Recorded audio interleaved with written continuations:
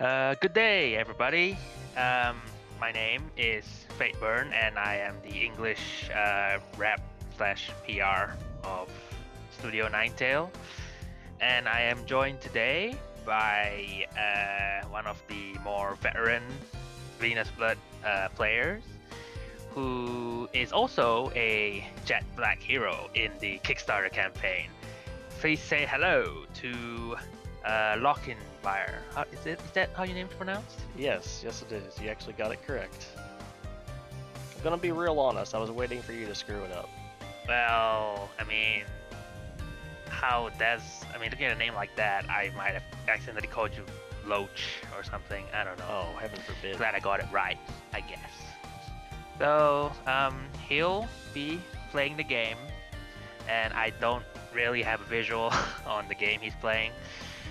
But I'm just here to discuss, I guess, while he's playing about if he has any questions about the game and stuff like that. I had given Fateburn some footnotes to follow, so he will still be able to go along with everything here. Basically, just an outline of what he plans to cover in his gameplay. Yes. So, all right, we ready to jump in? And of course, if anything pertinent comes up, I'll just comment on it, even though I don't really have a visual. All right, might as well get started then. All right. So, you guys are all jumping into VenusBlood HOLLOW. So we have the start menu here. Most of it's going to be locked as per usual, same as it was with Frontier International. Most of it gets unlocked as you play through the game. So we're going to be playing on normal, just to make things normal, so to speak. And for gameplay's sake, I will be starting on Wind at Night. You can start either day or night on any of the elemental affinities out here, moon phases as they're called. So, alright, let's jump right in.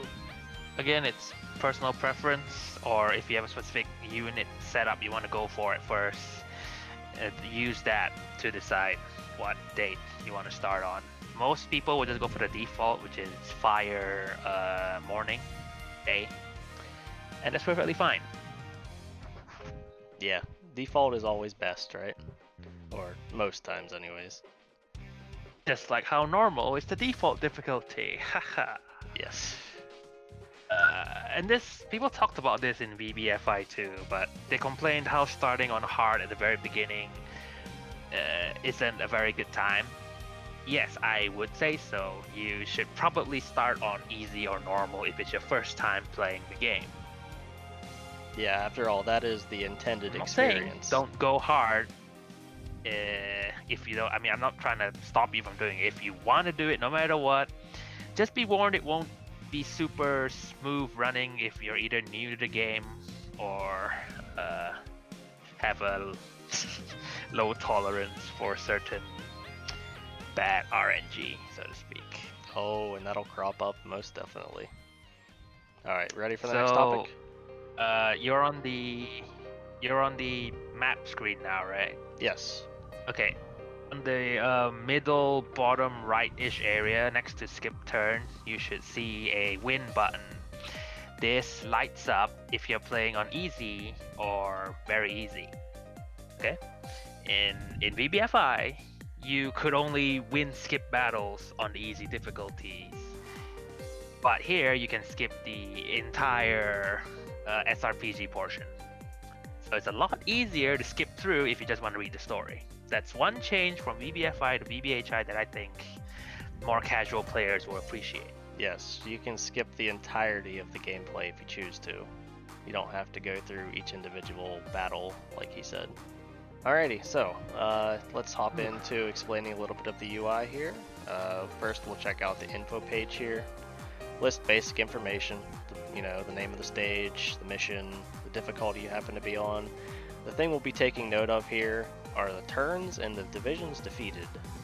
Turns, it lists a counter for the S rank difficulty. So since turns is 1 of 5 here, meaning you have 5 turns in order to get the S rank.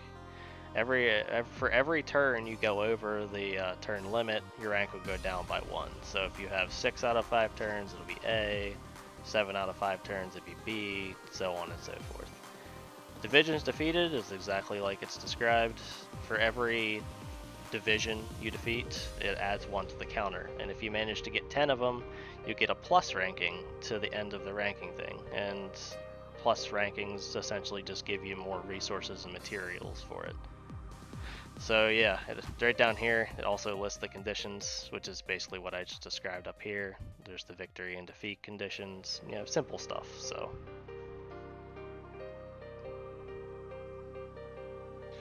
yeah, I don't see any problem with the explanation. The info page is relatively straightforward. And by the way, the stuff at the bottom that says like attack ranking and all that is just how much max damage a unit has done, so you can try and beat your high score with certain units. yeah, it's everyone loves high numbers, right? Of course, you're destroying the enemies with impunity. Yeah. Though you'll most likely be seeing Leon's name on here a lot. A lot. I guess. I mean, he's the main character. It would be weird if he... Yes, that is true. All right, so now let's get into the meat and potatoes of it all, which is the unit recruitment or creation, whichever way you want to refer to it as. So we have quite a bit to go over here. I'm going to try to go not too fast, but not too slow with it all. Fateburn, if you have anything to input, you can just go ahead as we go through this. So yeah, sure. All right, so you have many units you can obviously create here, and you also have a list of tacticas over here. You'll notice at the beginning, most of them are locked and stuff. So in order to unlock a tactica, you have to have the required anima, which is the blue resource down here. Looks like a flame. And over off the right hand side over there, if I say click on this, no, excuse me, just hover over it, you can see that it's 250 off to the right hand side there. So we're going to unlock it just by double clicking, and then now you'll see that it's 1. Now if we go back, you'll notice that more units are now unlocked, which is, you know, once a medal's unlocked, the units that can use it get unlocked as well. Now say we want to make the Cerberus here. So you'll notice that 2 medals are glowing red, meaning that we don't have them and we need the medal in order to create said unit. So since we have the anima required, we will purchase 1 of each of those, and notice how it changes green. That means that we now have the medal in order to craft it. So now since we have the unit highlighted, we have their status up here. This little red smiley face looking thing with a bunch of sparkles, that's the best status you can have for something. So say we pick... Yeah, the red signifies the best, followed by, I think, yellow, was it? Yes, yellow. And then it goes to green, which is neutral, blue, which is kind of like undervalued, and then purple, which is the worst. Yeah, it's maybe so click on someone who's purple right now so you can show them. Yeah, so there's a green one. That's green? Yes. And that one will there's be a purple. Yes. Notice the the words underneath the purple smiley face. Unable to set tactica. This ties into the title system. Yes. Which I'm sure Locke will explain soon enough. But basically you can't do that. So try your best to avoid recruiting on a day where they're down purple dumps. The status of recruiting unit is dependent on both the moon day and whether it's day or night. Most things that require magic to make, like say the Cerberus here, they are night units, or I guess you could say most things that are demon are night units. Whereas say we go to a human down here, you know, since it's a day unit, and it's also on the wrong affinity, we see that pops up again.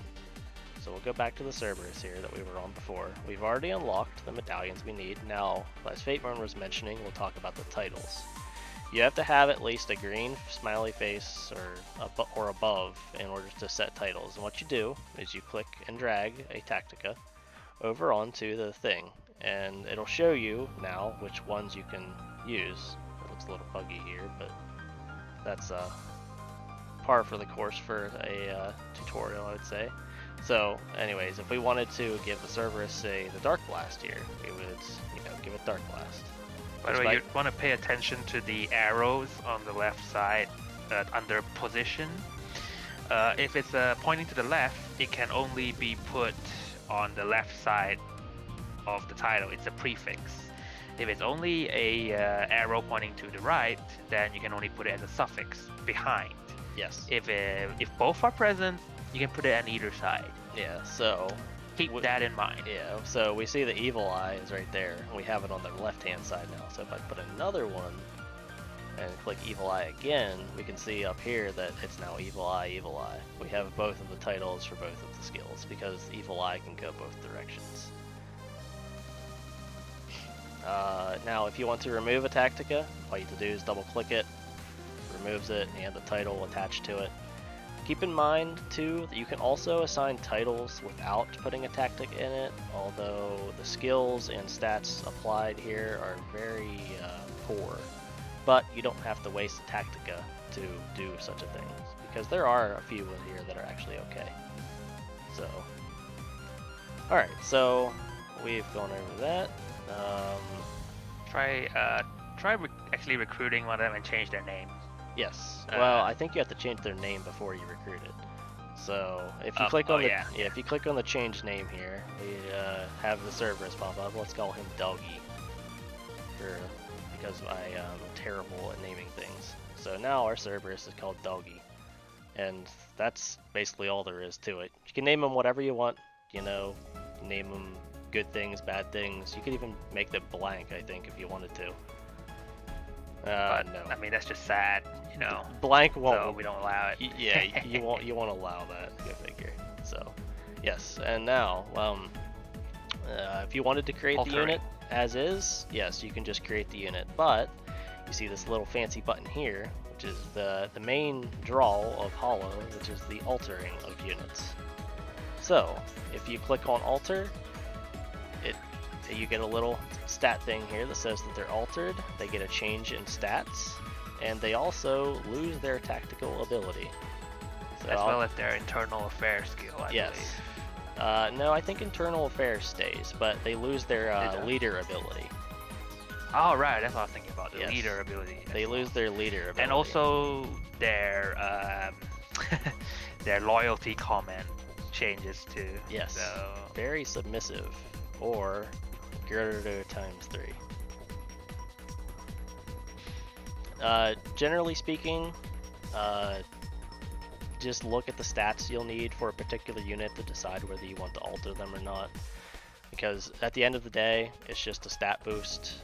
You lose the tactical ability, which may or may not be good, and they don't have a leader skill anymore. But a lot of times the stat boost they get is worth it in a sense. So just for the sake of it, we're not going to make the Cerberus, because if you take a look, it loses a lot of defense for just a little bit of attack and speed.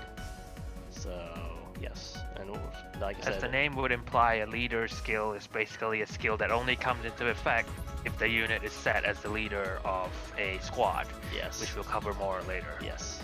Alright, so we'll just make the unit here, and Doggy, you're ×3. Good. Alrighty, so if we were to go to another unit, just to cover something really quick here, you'll notice something called Leader Link.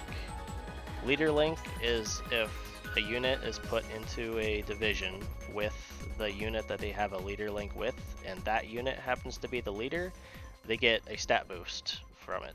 I'm not sure exactly how big said stat boost is, but you know, it's not insignificant. And if you leave a unit in the same division with the same leader for a long time, they will automatically acquire the leader link. So say we have the Lamia here. Okay, that previous leader that was there for the frog, the basilisk, if we leave the Lamia and the basilisk in the same party or division for a fair amount of time, the Lamia will naturally develop the leader link, as long as the basilisk is the leader. So, yes. Alright, so that covers most of the unit creation here stuff. We've gone over the big meat of things. There's some other buttons down here to use to change the sorting and stuff. Like if you click the change button, it will only list units you haven't recruited. So, or if you change the sort, you can change them between like Blader, Lancer, yes, all that stuff. You can And obviously the select soldier type on the very left is how you differentiate the type of unit you want to select. Having it all in a single without that sorting would probably be hell considering the amount of units in this game. Yes, there are many units to unlock in this game, so... Just want to quickly mention the word robot has been changed in the final version. This is just a placeholder we came up with for the trial. Yeah. I'm sure with a box that small, it might be hard to fit particular things in there, so... Because, like, I mean, come on. Slime Girl, she's not a robot. Yes. Okay, so let's move on to the equipment page next. Here we have most of the, all the equipment. We have different things people can use and everything. Each piece of equipment costs money unless you get it as a spoil of war for winning a fight. So most times when looking at choosing equipment, I click on the division button down here. The division button will give you a list of each of your teams, the units inside of them, and what they equip, just like that. So say we wanted to use Leon. We can click on Leon here. We notice that now the two-handed sword and the armor are highlighted. So let's buy him a Flamberg. In order to buy something, we just have to double click it. If you want to equip it, you can either click it and drag it to the unit frame, or you can click it and drag it after the unit's selected. So Leon selected, we can click and drag it, drop it right there. So, and if you want and to... you see certain items give a skill, it's highlighted in blue. Yes, up underneath here. Passive skills. Yes, the equipment skills are highlighted, or displayed right up there. And as I was saying, if you want to unequip an equipment, just double click it and it unequips. You can also do this with, like I said, if a unit is not selected, say we want to put it on the Bone Knight. The Bone Knight's not selected, we can click and drag, and now it's on the Bone Knight. So, do note you cannot change what equipment type that a unit can equip. That is set in stone. Yeah, and it's listed right below the unit frame here. Like the Puppeteer has claws and vestments, or the Devil Nurse has staff and item. So, yeah, there's not really much more to go over here. It's very simple. You can buy more, sell more at the same time by clicking the different quantities up here. And there's also, like I said, the buy and sell mode. So you can sort your units if you happen to want to look at it that way. I personally usually don't bother with it. You can go to just commanders or just common units of particular typings like that. So I usually just use the divisions, since those are the teams you'll actually be using in fights. You might want to cover the ores. That was something in VBFI that people really had a lot of trouble with.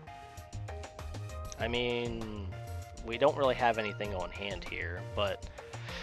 So, ores in VBFI, you weren't able to upgrade them or anything of the sort. In this game, if you get 4 of a ranking, you can see over at the right, at the left there, it says conversions required. If we had 4 of the copper ore, we'd be able to make an iron ore. And the way ore works in this game is just like VBFI. You need 10 of a particular ore in order to buy that rarity. So, like, I think nothing requires the iron or the copper, so we can't really test it right now. But maybe after killing a few divisions here in a moment, we'll be able to see that a bit more in depth. I'll come back to that later. Yep. So for now, we can move on, I guess. Okay, so now we're here at the team creation. You have all your divisions here. List or whatever. Yeah, we have all the divisions here. You'll notice that a unit has the little yellow bar over top of it. That denotes what is classified as the leader of that division. Now, you can select whatever leader you want, and in order to select a leader, you just have to middle click. So say we wanted the Puppeteer, we just middle click on the mouse, and it sets it as a Puppeteer. Something I neglected to mention, if you ever feel you're lost in a menu, next to the win button at the bottom middle, there's a question mark button you can press for quick tooltips. Yes. I actually didn't know that was there, so I've never used it, but thank you. Well, it's good for newer players.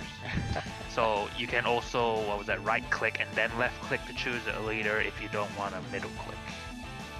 Right click and left click? I don't think that works, because I just right clicked and it took me out. Wait, if you mean left click and right click, then yes.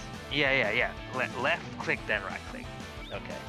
My Yeah, bad. then yes, that works. If your mouse does not have a scroll wheel to click with, then yes. If you left click and then right click, then yes, it'll select the leader. So now, if we click the unit listing here, we'll bring up the units we have available. There's the Cerberus we made earlier. So in order to, put it into a team, it's pretty simple. Click and drag. We're going to slap that right into Noel's team here, because Noel gives command beast. The Cerberus is a beast type. It'll be receiving those bonuses, so yes, we want it in there. You can also classify or look just like you can with equipment. You can search for particular types of units.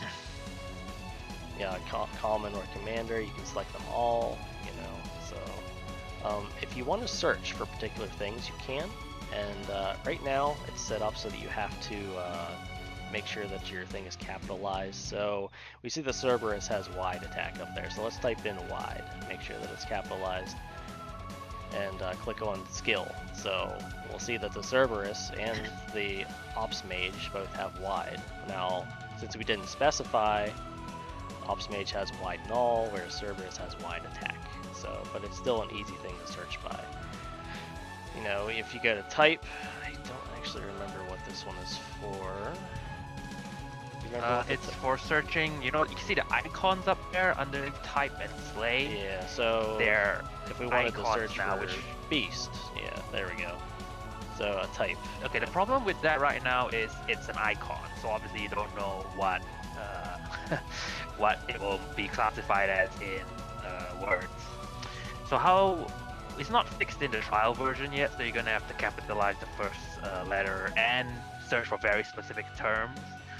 But in the finished game, we have fixed it so that even if it's all small letters, it will still appear, as well as we've created some synonyms for a specific type. For example, if you're looking for a ghost type, you can type in spirit, you can type in ghost, or and wraith either one they're actually will have a pop up, right? Yes, wraith as well. But in the trial version, they will only show up under spirit with a capital S. Fortunately, this is a pretty big fix, and might be a bit hard to bring it over to the trial version, but rest assured, it's fixed in the actual Okay, we'll just have to take your word for it finished there. product. Of course, you should. I mean, I'm the one that had to come up with the synonyms for them. All right. All right, So formation. yes, That's formation here. Depending on the leader, you get different formations, and you can see at the bottom left part of the screen there what the formations do in particular. So Leon's gives him extra damage against Blader and Lancer class, and extra damage against the Rush, Righteous, and Ranged formations. And as it says here, it decreases the effect of enemy parry skills. So unfortunately, due to the way the icons work, we were unable to put the name of the formation underneath. So the only way, as of right now, to confirm the name of the formation is during battle, or you can find a list of it in the tutorial under new features and formations. Eventually, they'll appear like a small screen, and the names of all the formations are there, and you can search them under formation. For example, go to formation as a search, and type in, for example, rage with a capital R. yeah, rage. And Yes, that things would be that lead that formation. symbol. Yes. We did everything we could, but unfortunately the image is just too small, and it used the Japanese character. So all of it starts with R though. So. Yes. Yeah. All of the formations start with R. So rage, rush, runic. Yeah, all that you see right there. So, recessed, rampart, rolling, all sorts. yes. So. Alrighty. Next thing to go over here real quick is the internal affairs of units. You'll see that Noel, only the leader gets the internal affairs skill of a team. So Noel has farming 16, which means you know, the value behind it determines how much you get for a particular like resource. Whereas Honora here is sorcery 16, and Leon will be manufacturing. And there's a Yeah, but only the leader's one takes effect. yes. Even if everyone in the team, for example, has one. Yeah. If we go over to the operations menu here, I can explain more on that. Over there, the internal affairs. Yeah, internal affairs down here. See, since Noel is the leader, farming, we're getting 16 food, or 116 food extra every turn just by her being the leader. You know, since Honora's the leader. If you take a look at division number 4, actually, you can see that the unit he replaced with the Cerberus. So like normally you'd be like, it's only a single unit and there's no one else in his squad. He's bloody useless, right? No. They're useful in the sense that they still provide the internal affairs skill as long as they're set as the leader. Yeah. Let me see if So I even can find units. one. Okay, here's a good example. The Cerberus happens to have no internal affairs skill. So if we go back and we switch him around, go back to the internal affairs thing, we'll see that so even though he's the leader, since he has no internal affairs skill, there's no resource coming in there at all. So sometimes a unit may have a really, even if you really, have really an good extra leader unit, skill. be careful. Yeah. Even if a unit has a really good leader skill, they may not have an internal affairs thing to benefit you. So just it's a toss-up. It's whatever you want to go for per se. Something may have a terrible leader skill, but they give a lot of resource. So. Yeah, so even spares that you have laying around may not be useless. You have like 36 division Yes. slots. Slot Yeah. them in somewhere and they'll Yeah. be benefiting you. Just from experience, if I'm not using a particular unit, I always throw them like way back here. That way I can just kind of leave them there and forget about them, and they'll always be bringing me in resources. So, Well, that is one way of doing it, yes. yeah, so going over that, internal affairs, search function. Okay, I believe that's all for that menu. So we'll go to the operations menu over here next. We'll start with the heal menu here. Luckily we made the Cerberus earlier, so we actually do have a unit that needs healed. You can select the degree of healing that you want. You can also specify how you want to heal. So if you click on the division number, it'll heal the entire division. If you click on an individual unit, it will just heal that unit.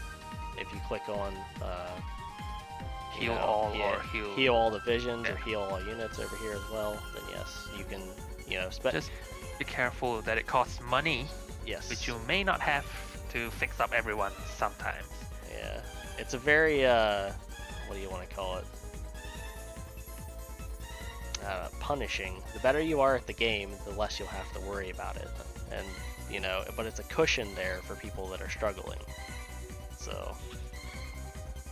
And depending on how your internal affairs is set up, if you have enough medical, they'll also heal up a bit per turn. Yeah. So sometimes you may not want to waste all your money. We'll just go down there right now. You'll notice the medicine right here. So every turn, all of our units are going to be healing by 10. Now you can increase this outside of leader skills, or actually, if we wanted to go here, you can see that the Mandragora has the medicine too. So if we go back and we make her the leader, go back to the internal affairs, you'll now see that it's 18 because we have her benefiting the medicine. So we're healing 18 per turn. You can also spend your resource, in this case magic, to increase how much you get per turn just by clicking on it. So it takes 500 magic. We easily have 3,000 here, so we'll click on that. Now notice it goes up by another 10. So these can go quite high in levels, and generally speaking, it'll take a whole playthrough or two until you max everything out. So, lots of room. Just be sure that you're not wasting necessary resources, because the bread and the magic you use to pay units after battle. Yes, and if you don't have the resources to pay them, their loyalty goes down, which is that up there. And then when a unit's loyalty reaches 0, they what do you want to call it? They leave your your army. Yes. So, anyways, I think that actually we have the orders menu here. This is the last little bit here. This can determine what a team does in terms of like automatically targeting a unit at the start of battle. So, you know, you can have the team always target the leader. You can have the team go for lower cost units first, which are usually the easier ones to kill. I'm pretty sure Broadcast does the opposite actually. You're focusing down the high cost enemies. Okay. I'm not quite sure of that. First finish them would be going for weakened units that have lower HP. Okay. Yeah, that's what finish them does. So. And the all button on the right side lets you instantly change every division's goal, the way they fight. Yep. You can also select automatic tactical skills to be used here. So say each time it's available, meaning we have 2 force, we want to use Leon's Baritia Strike.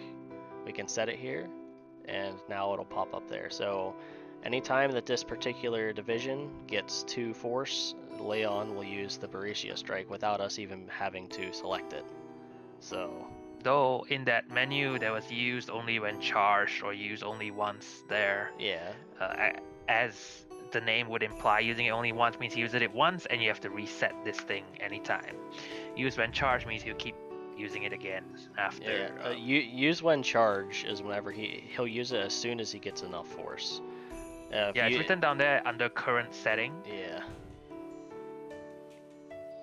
Only at the beginning of the turn, only at the end of the turn. So, you know, pretty self-explanatory, but. Alrighty. And the status is,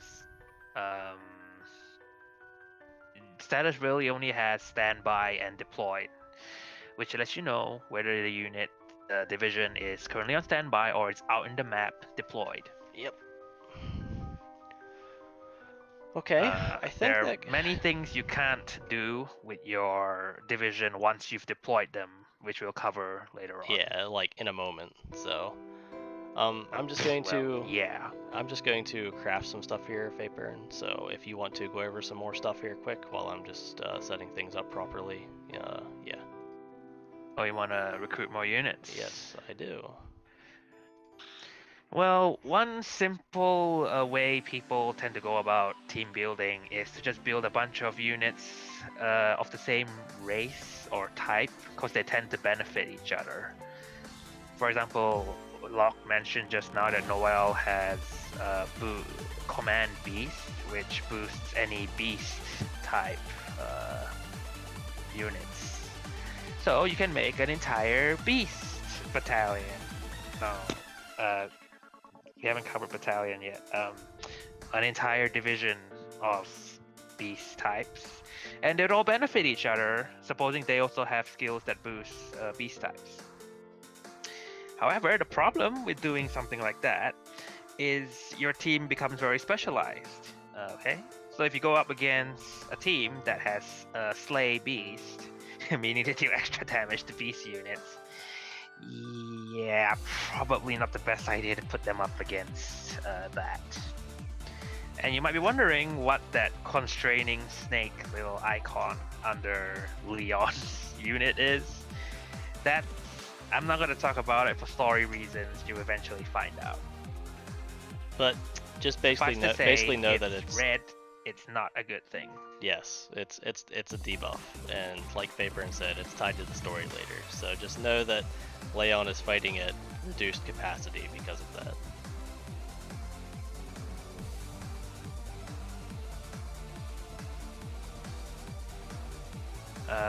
Right, so back on topic, apart from obviously making a team full of certain types, you can make X type. For example, people who slay a specific type, you can put them all together in one team to make them like super specialized in wiping out enemy teams with that specific type in them. So obviously survey the map before you start fighting, and maybe start thinking of a strategy before jumping straight in. Well, nothing wrong with just jumping straight in and seeing how you fare. That's one way to play. I wouldn't really recommend it, but it is a valid way of playing. I don't mean to judge or anything, not at all. And obviously we mentioned just now, but leaders, this choosing who your leader is important.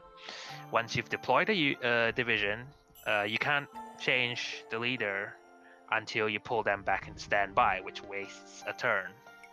Again, we'll be covering all this later once we reach the point where we deploy and start capturing Yes. bases and all that. Alright, so for anyone that was curious, towards the beginning of the game, I personally like to hire units without titles most times. I do not like to waste Tactica. So, and it's important to unlock as much as possible early on, that way you can get a wide variety of units. For equipment here, I tend to fill out all my tanks because they are like the crux of the party. If they die, usually you're going to wipe, so I usually get them full geared first, usually loading them up one gear that boosts defense. Then I go for all the main attackers next to give them a weapon. So, and then in the operations menu here, anima is very important, which is what you get from the factories one. So I usually spend most of my food making sure that I get most of it from there. And medicine is way more important than military because healing per turn is more efficient than experience. So, alrighty, we should be good to go from here. So I'm just going to quick save it here in case something weird happens. Alright, so in order to deploy a team, you click on a place that you own, which in this case is only the south gate here, and you just double click the team, and it will be deployed. So now that the team has been deployed, you can notice that it's gray. If that means it's not able to be moved. It'll be active during the next turn after we skip turn to the next turn. So we'll just deploy both teams here. You'll notice that Noel's team shows the health bar at half health because of all the units I have in there, which have no health on them. If you want to switch the order of teams around, you can just by going up here to the top and clicking and dragging, and you notice how it'll affect things on the map. This is important because the first team that's deployed up here is always the one that will get attacked by the first enemy, the second team by the second enemy, third team by the third enemy, and so on and so forth.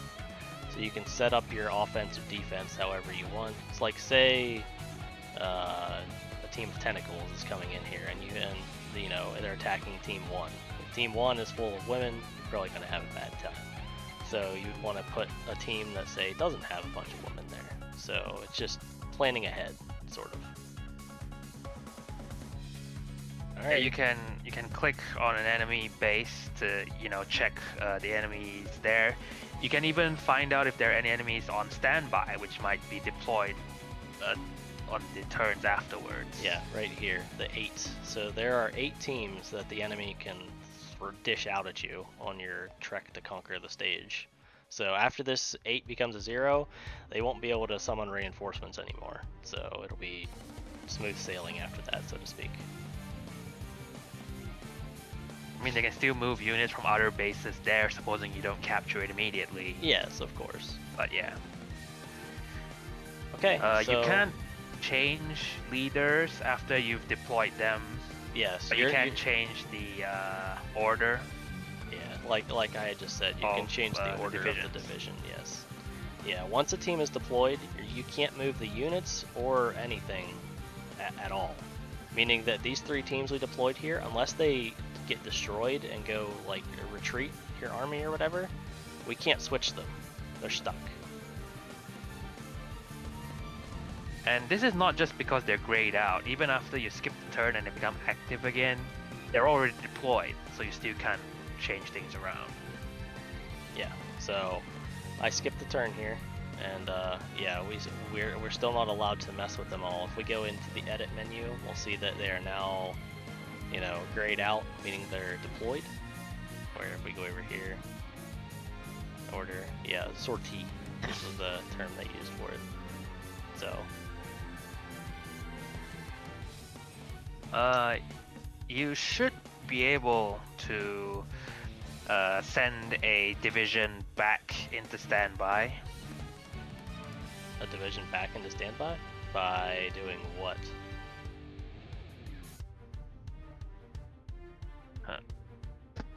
Hold on, I'm having a bit of a blank right now. double clicking them. Yes, if you double click a team, you can send them back into standby. But if you recall them, say, yes, you see how they're grayed out again.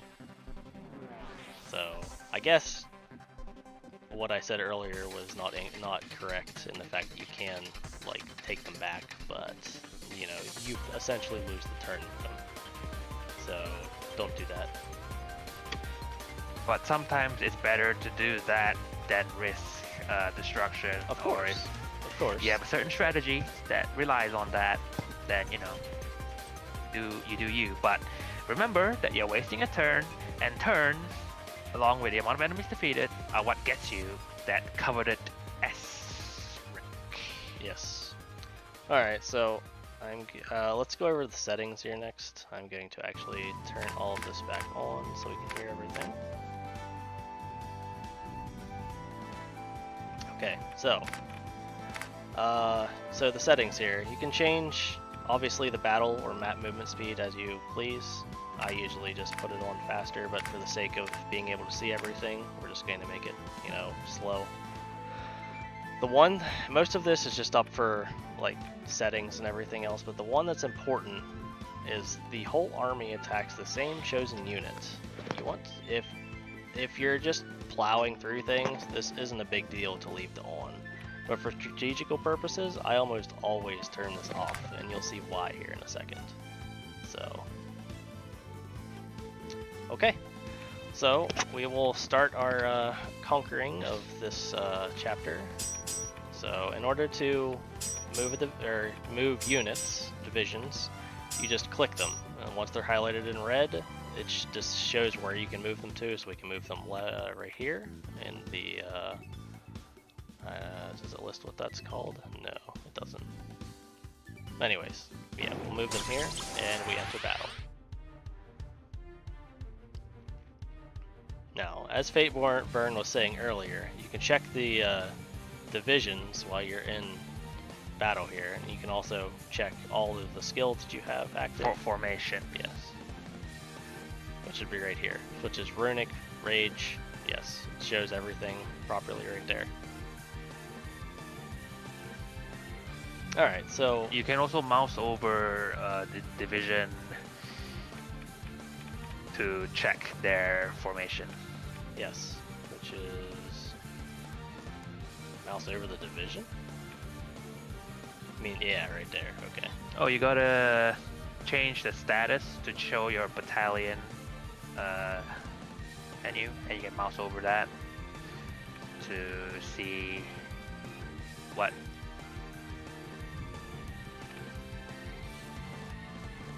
Oh no, wait, sorry, my mistake. You have to mouse over the icon on the bottom middle area. Yeah. And it actually gives you a better description here. So, in the operations menu we looked at earlier, or the edit menu, it says parry skills decreased by 15, so we're actually given a value here. So before it just said that decreases it. So that's interesting to know. Alrighty, so if you click on the hand here, this is where you select your tactical abilities. Because we had already selected Berisia Strike from before in the operations menu, it's still highlighted. So, you know, and let's when charged. So we'll just leave that alone for now. Yeah, you can check the formations here. This is the run button, which, you know, if you're almost certain you're going to lose and you want to cut your losses, you can run. As I showed here, you can see the entire battlefield just by clicking the status button, who is targeting what. Yeah, the formation effects to see what sort of boost. You can also see the terrain here, which is giving you stat bonuses or stat minus to particular teams. So you see that night units are minus 16%. Are you on the formation effects menu right now? Yes. Yeah, the terrain things can be what decides whether a battle is won or lost. Yes. So you might want to pay attention to that. Early game, they heavily influence things, so try to pay attention to them as much as possible. You can also see them outside of battle, which I didn't look at beforehand, but yes, you can check there before you even jump in. So And then if you click on settings, you can, you know, look at all the stuff that we did before. Now, the reason that I had set about... Wait, before that, the flag icon next to the run one is obviously the auto win button, but you can only access that if you're playing on easy or very easy. Yes. This is similar to VBFI, where you're basically winning just the battle. But of course, you don't get EXP or items for it. Some people might prefer this because they don't want to skip the entire map, but maybe they want to win like a really difficult battle. You know, that's one way of playing the game as well. So they didn't force you into just one option. You have the choice to decide how you want to play. Okay. That good, Fateburn? Yeah. Okay, so what I was going over here is the reason that I have this turned off is because we're selecting team 1 here. If we decide to target the wolf, now normally if that was left on, both things would target the wolf just for like easy clearing. But because I have it turned off, each division is going to attack separate things. So I attack the Loophole there for Lenora's team, and I have the Kobold Hunter for Leon's team. It allows you to pick particular units off much easier. You can still obviously have them both attack the same thing. So it's just, if you plan to strategize a bit more efficiently, rather than just mow everything down, then, you know, that's one way to go about it. So now we'll just start the turn here. We'll see that these little mooks don't pose any threat at all, even on normal mode. This is the win screen. How much damage you dealt. Just stage 1. Yeah, how much damage you dealt, received, experience. Score is basically not important. It's only something to compare against your friends to determine how you're doing. And then your equipment here, as well as what resources you paid in order to have those teams fight. So since most of our teams are like full of magic units, it costs a lot of magic in order to deploy them like that. So.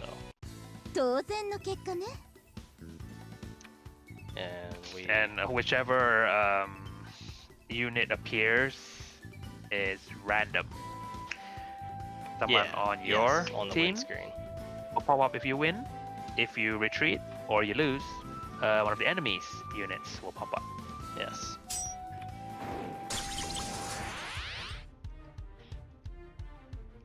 So that covers most of the things regarding battle. There's not a whole lot of more that needs to be said. So we're just going to play through this just to check the stage at the end of it. Yeah, might as well clear the stage all the way to the boss. Yes. It's a very short stage, so it won't take very much. One thing to keep in mind, at basically the start of every turn, try to spend your resources if possible before you use your teams. That because, you know, so we have enough to unlock both of them down here. Tactica here. We have all the Tactica unlocked now, so we'll be able to see all of the units we can create. So yeah. Alright, we are just going to end the turn here. Also, it's not exactly super efficient, but the military internal affairs gives EXP to your units as the turn passes. And obviously, this only applies to units who you have recruited. So, you know, if you have the resources to spare, it's not really a bad idea to recruit more units and maybe leave them to be internal affair mules to just give you resources. Yep, even if you can't deploy them, it's still better to put them into the team. So.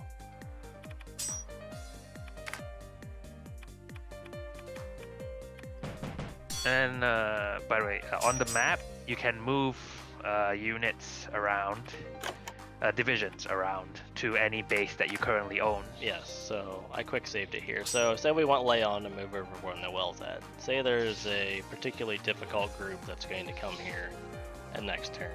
So if we want to fortify a bit more, we can move Leon over there for basically, you know, no cost. So. And obviously, if you have any unit on standby, I mean division on standby, you can toss them out on a base you own. Yeah, we can just toss that team out there at any point as long as we own the base, like Fateburn said.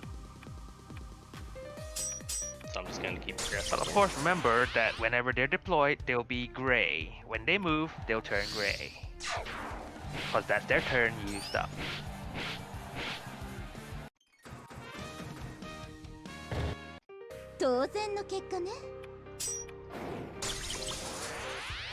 Alright, so we good. We can move on to the next. I mean, is there anything else that we need to particularly cover right now? I think we've gone over basically everything. Have we talked about encounter battles? We haven't gotten one yet, so we kind of can't talk about it. Just camp until we get one. This is the point of the video. The best way to do it is when at the right in Quick front save, of the base then here. camp until we get one.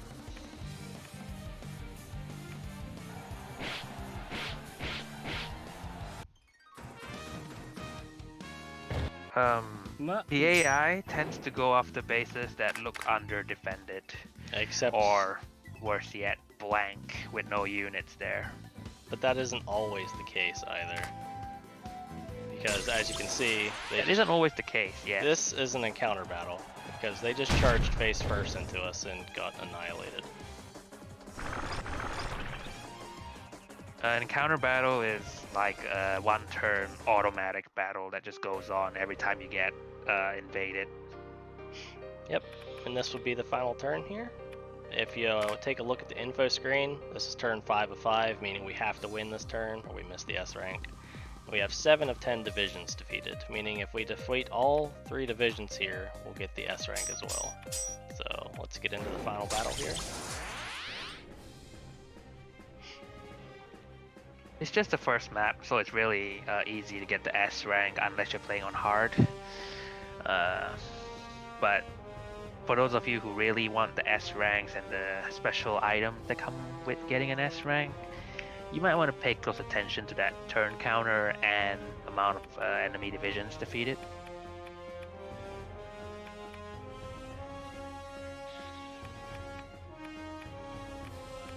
Yeah, so this last fight here, it's against Lynette and her full squad. There's a lot of stuff here. You'll notice that Lynette has full force bar, meaning she's almost assuredly going to use her tactical skill, which she is here at Slashing Claw.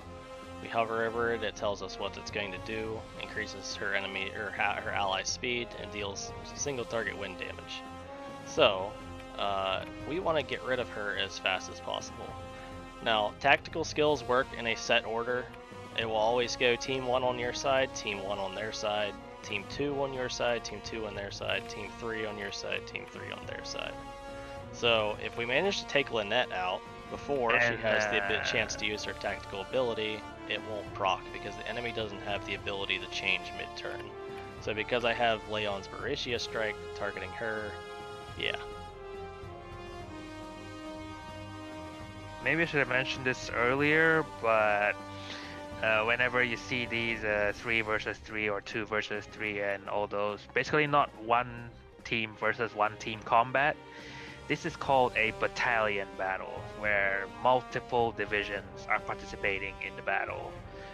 This was not in VBFI and is a new system introduced in VBHI, which I think is definitely one of the better parts, improvements from VBFI that VBHI It is one of the main draws to the system.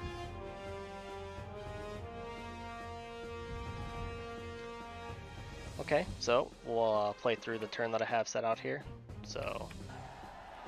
Yes, Leon gets off his skill first, and bam, just like that.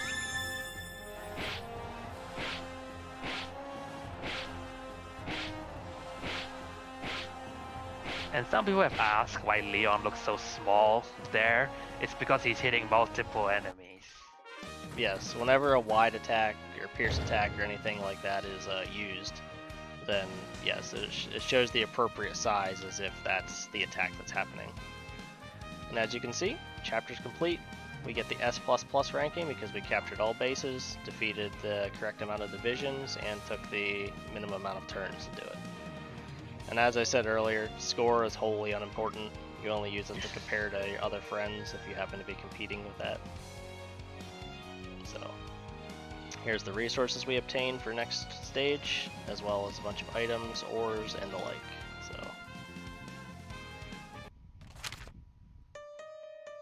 We're skipping the scene. And this is the first choice of the game. This isn't really related to the SRPG portion, but we may as well mention right now that choices can offer you either law or chaos rating and or affection with certain heroines. yes. This is the first one in the game, like you said, and there's no affection tied to it. But say, you know, we pick time for some fun. Over here at the right, you'll see how it says plus chaos. Plus chaos. Yes. The context of that scene is basically, you know, Lynette's been captured, what we're going to do with her, right? And obviously, if Leon just wants to have fun, he's not really caring about, you know, interrogation and all that important military stuff. So he's not really heading towards a law direction, but more towards just sating his primal desire, so to speak. And that's why it's chaos. Yes. You might want to look at these options in the sense of the law and chaos branch, or if it give you affection or not, and then decide what you want to do. Okay, so since we're back to this menu, I'm just going to mention here, the War Council room does not really have anything for us in the trial. It lets you select difficulty or whether you want to watch like the opening movie or stuff like that. Just very simple, basic options. There's more that unlocks later on in the game, but that's not in the trial, so we will not be covering that at all. And you see that one T that's written behind it. That's how many action points it takes to. Action points are here at the bottom. So we have 4 of 12. If we would click on this, it would take 1 action point. So same with the War Council. Yes. It takes 1 point to enter. Yes. Also, you can see here our total law and chaos, as well as the chapter, mission, difficulty, you know, all the basic stuff. Down here... And you can see, yeah, Honora and Noelle. Yes. The smiley face denotes the amount of scenes you've had together with said heroine. And the heart is obviously the affection, so there was a scene that we skipped over which was tied into Honora, so we have one scene with her. And we haven't had any choices to raise affection yet, so that's why the heart is still at 0.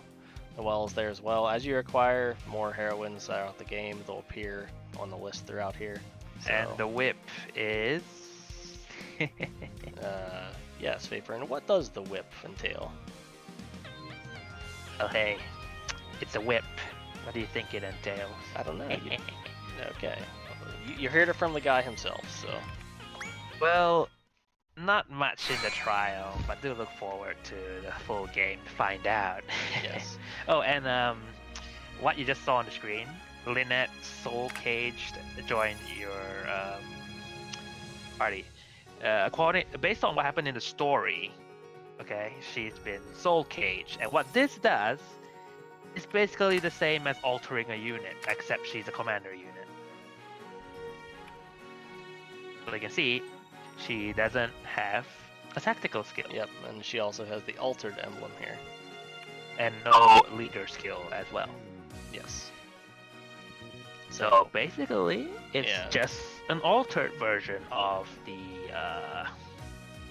commander. Yes.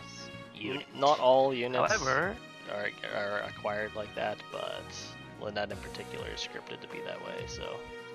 You see how Indeed. even up here, her attitude changed drastically, so...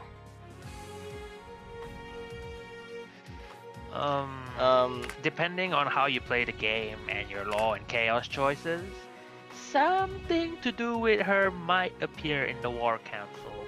You know, Yes. maybe play the game and find out for yourself. Okay, so Fateburn wanted me to go over this earlier, which is involving the ores. You do not need to sell an ore to use it anymore like you did in Frontier. If you just possess the ore, you can see off to the left hand side there it says 10 out of 6 because we have 6 of these.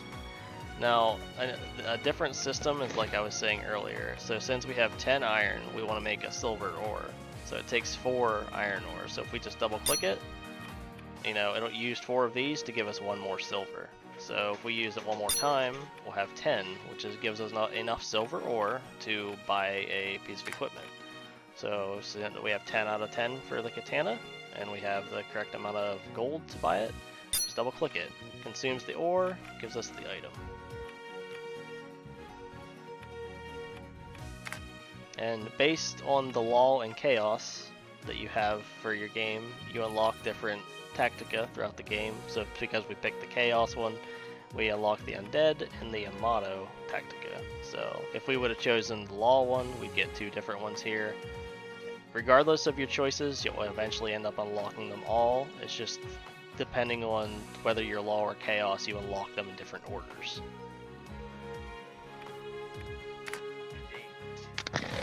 Indeed, indeed. Okay, I think that about sums everything up. I'm not gonna drag them through another stage here of the trial. They can try it for themselves. You can see there's a lot going on here. Yeah, so. The trial version is available for download from Just USA's site. You can find a link on the Kickstarter page that I will have linked in the description. It's ongoing for another 24 days at time of speaking.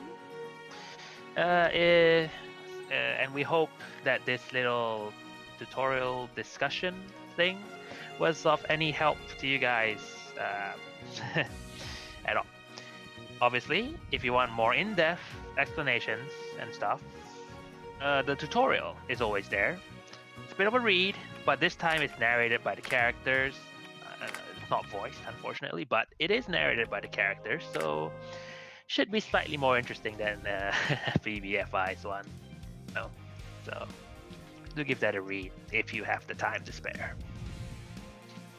And that wraps everything up, so send us out, Fateburn. Send us out. Well, I'm not sure what you're expecting from me, but okay. This has been Fateburn, me, from Studio Ninetail, and one of our loyal fans and someone I consider a friend personally, Lochinvire. And we thank everyone who's made it this far for watching.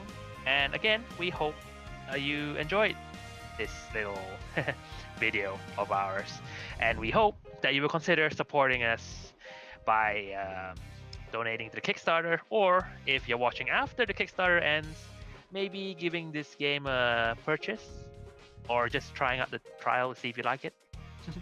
Yep, whatever works. And rather anything helps. Yes, any support helps at all. We don't discriminate based on how much you support us. We appreciate any and all support. Thank you very much. Later.